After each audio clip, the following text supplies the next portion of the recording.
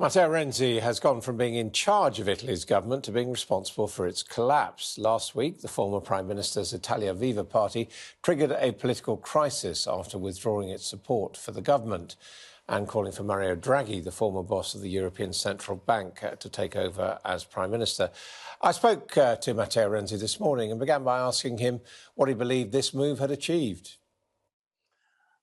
Now the situation in Italy is better than 2 weeks ago because thanks to our effort and thanks to great vision and leadership of President of the Republic, Sergio Mattarella, we will have a new government, a new cabinet, led by probably the most impressive and able man in the Italian politics, who is Mario Draghi, former president of ECB, European Central Bank. So we lost a lot of consensus because a lot of people told us, why you open a crisis in the middle of pandemic? But thanks to this decision, now we have a government more powerful, and I think a government more able to achieve the result of fight against pandemics.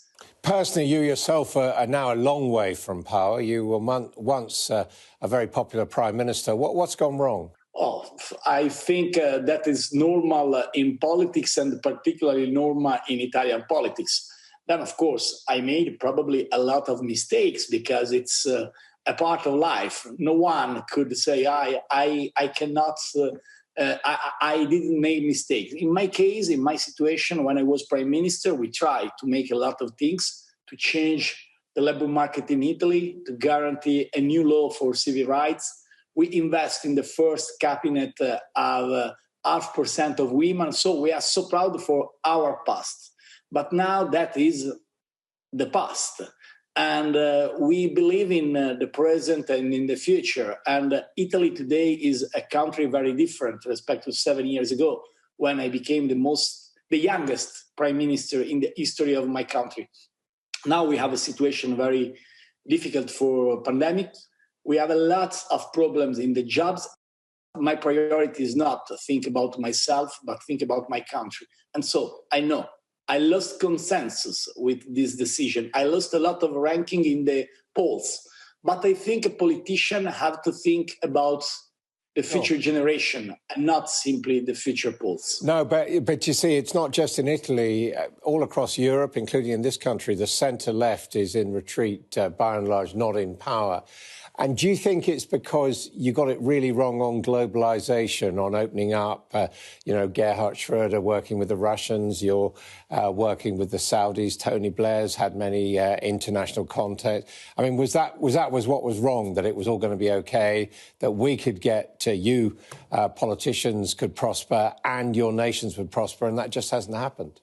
I think it's normal to continue the activity around the world if you have something to say, if you have something to try to do. But in this case, I have very clear the difference. There is a clear competition in Italy to change the government, and we won this fight because we choose Mario Draghi, and now Italy is absolutely better. About the role in the international framework in Saudi and in other countries, we are ready to discuss about the necessity to invest in a process very important to encourage human rights and encourage investment in growth, in the education, in the new technologies, in the sustainability. We can discuss about everything. But about Italy, we made an half miracle because 2 weeks ago, a lot of people told us, you destroy Italy because you open a crisis during the pandemic.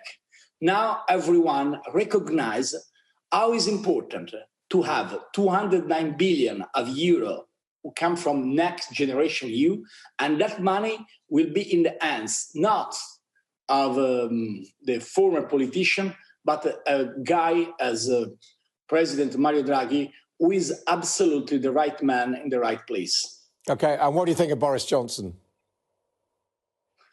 I worked with Boris when he was a mayor, and I was mayor. I was mayor of Florence. He was, of course, mayor of the great city of London. And I appreciated his job as a mayor Then he became national leader in a position I don't appreciate it, because I'm so sad for the decision of Brexit. So I have a lot of respect, but I didn't agree with his position about Brexit. Now Brexit is done. There is a new challenger for UK. I think that decision was a mistake from my friend Boris Johnson, but of course, for the love I have, and we Italians, we have for British people, a great good luck for the new life out of EU. Personally, I'm so sad, because I think we lost an opportunity as European, and I think you as British, you lost an unbelievable opportunity.